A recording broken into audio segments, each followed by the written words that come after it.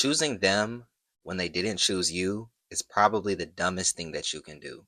Let me tell you why. Because when you choose them, you are saying, I agree with your behavior and the way that you are. Even if they're ignoring you, even if they're treating you bad, even if they're going back on what they said, even though they're going above and beyond and going past your boundaries, you're choosing that. But you are giving everything, doing everything that they asked of you, and they're still not choosing you. They are choosing themselves and hoping that you continue to choose them as well. So both of you are together choosing them.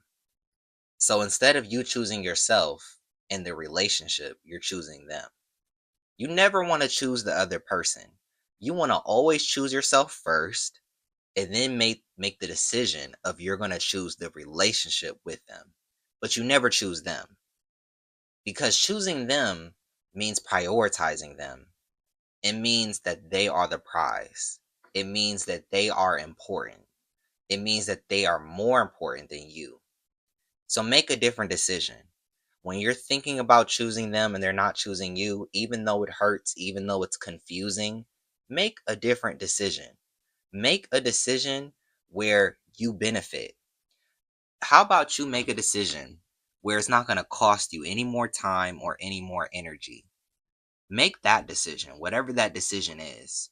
Make the decision that will not add more pain to the pain that you already feel. Make the decision that does not add confusion to the confusion that you already feel.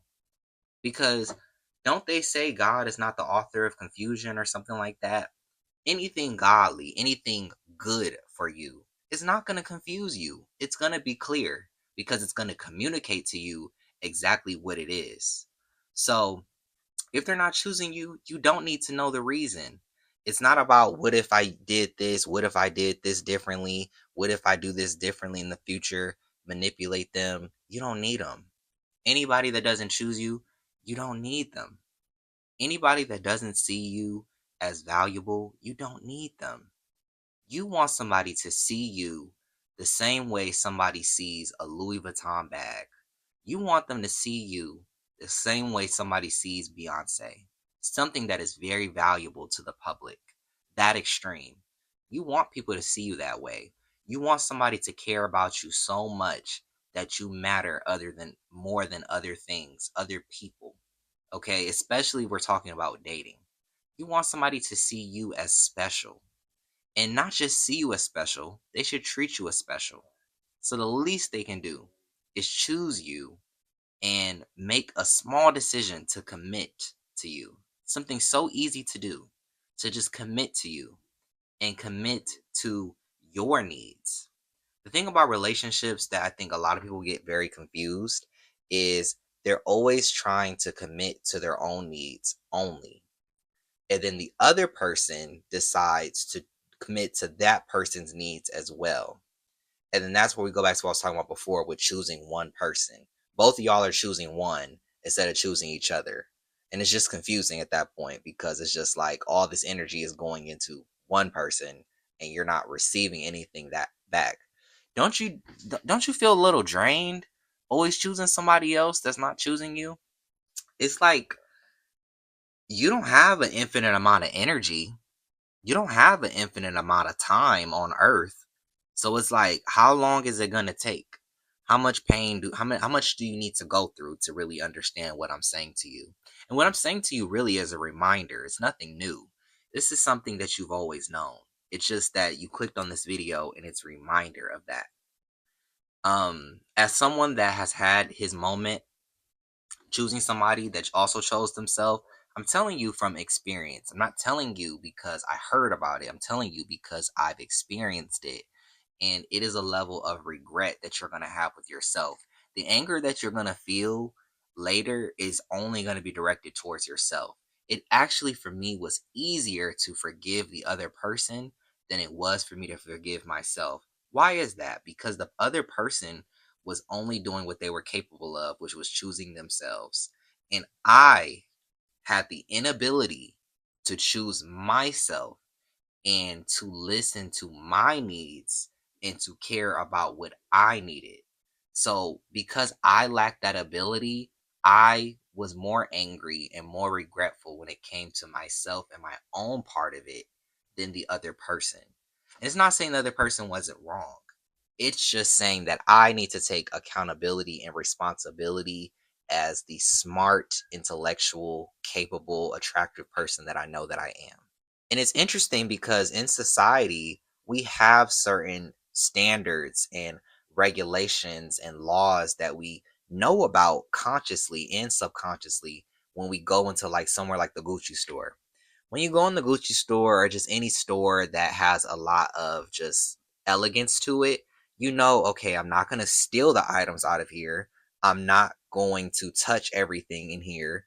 I'm not going to be loud in this business. I'm not going to, start eating food near the items and products and stuff like that. You're going to have some type of decorum, right?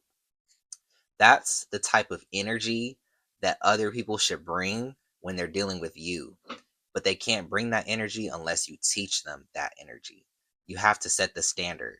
And when they break the norm or they break those rules and regulations, you have to do something about it.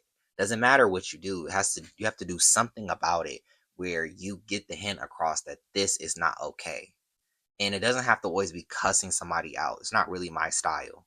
It could just be distancing yourself from that person, not talking to them for a while, or it could just be getting rid of the relationship entirely, or it could just be having a conversation and be like, I don't like that. That's all you have to say is, I don't like when you do that. I don't like that. You don't have to explain why. You just have to be like, I don't like this, and let them know. Another good example is the way that you treat or teach a dog to not pee in the house, pee on the carpet. You don't give the dog a treat when it pees on the carpet, because everybody knows this, that if you give a dog a treat to pee on the carpet, it's going to do it again because it's going to associate peeing on the carpet with getting a treat, which is a reward to the dog. So you don't do that. Which a lot of people do is they scold the dog. They may yell at it, or I don't know, they may do something else where they teach the dog that this is not okay. Like, no, don't do that. And then you try to teach the dog a new behavior, which means like when the dog goes outside and pees, then you give the dog a treat, and then you give the dog compliments, and be like, you're a good boy, thank you for doing that. You teach the dog that, oh, if I do this, then I'm going to get a treat or reward, so then it'll naturally start doing that by default. And that's what you have to do with new people in your life, especially if they're not considerate of you naturally. You have to teach them how to consider you. This is something that I really struggle with in the past with my friendships, and I'm glad that I'm able to start over in my relationships now with new people, and I'm starting to be more vocal about what I need and more honest. And I don't have to be rude about it. I don't have to be blunt about it. I can just state, I don't like this, or I don't want to do that. If the person doesn't agree, they don't have to agree with me. That's okay. I don't have to deal with you. You don't have to deal with me. It's really that simple, but I think as humans, we make this very hard. So it's like, if the person isn't treating you right, they're not choosing you, and they're not choosing to live up to the rules and regulations of your establishment, of your, corporation, of yourself, then they don't have to be there. You can be fired. You don't have to be part of this. You don't have to be part of my life. You don't have to choose me, and that's okay. But once I realize and I know that you have not chose me in this organization, I'm going to let you go, and that's okay.